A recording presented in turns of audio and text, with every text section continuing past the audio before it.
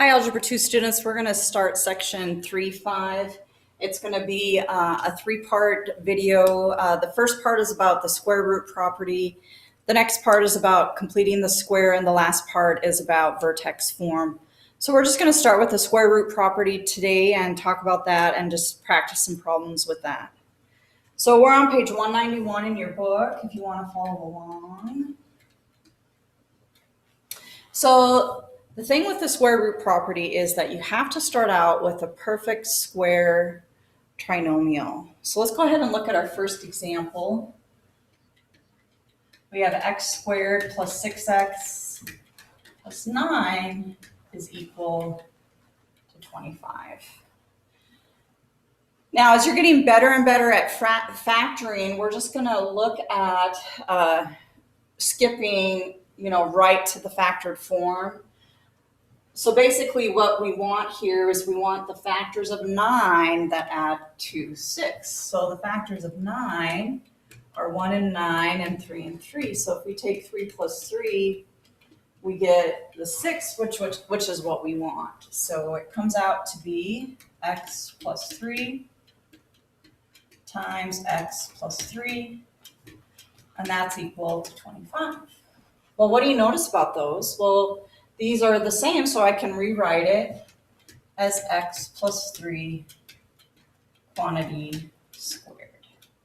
So since this trinomial factors down into a perfect square binomial, this is called a perfect square trinomial because it factors down into two binomials that are the same. So what we're going to do now is we're going to take the square root of each side. And so on the left side, we get the expression x plus 3. And then since we're working with a variable, we have to put plus and minus in front of the 5 because the square root of 25 is 5. But since we're working with the variable, we got to put that plus and minus in front. And so we're going to move the 3 over just like we've always done and get x equals, we're going to put it right in front of that plus and minus 5. And so you really have two x values that are going to work here. So let's set up our expression to find x. So x is going to equal a negative 3 plus 5. Well, that's going to be 2. So that's one of our answers. And then x is also going to equal a negative 3 minus 5. And so x is a negative 8. Now, notice these answers are totally different. You're not going to automatically write down plus and minus 2. You actually have to go through and do the math and work out both of the answers here. Let's move on to another example.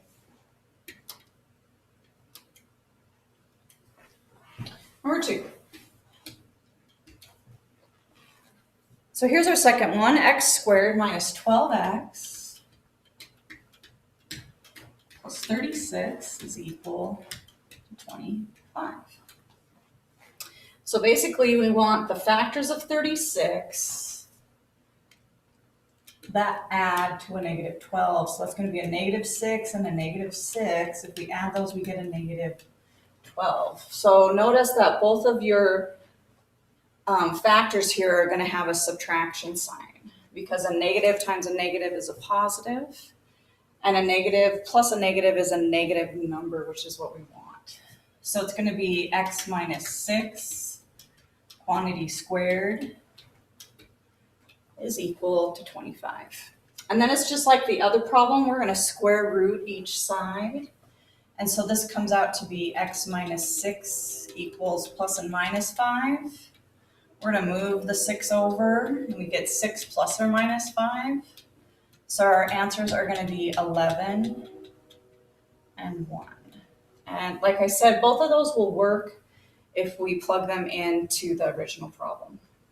All right, let's do one more. Number 3.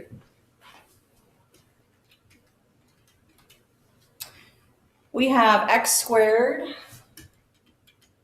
minus 16x plus 24 is equal to 9 here. So oops, it's 64 here. Sorry about that.